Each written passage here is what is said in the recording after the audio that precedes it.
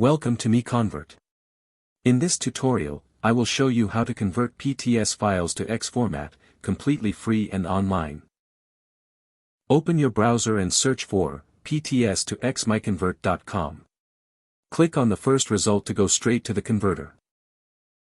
You are now on the PTS to X converter page. The interface is clean and easy to use. Let's upload a file. Click the Choose File button. A file picker will open. Select the PTS file you want to convert, then click Open.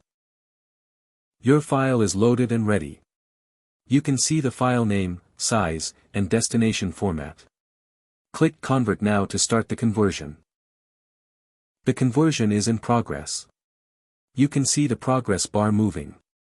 This usually takes just a few seconds. Done.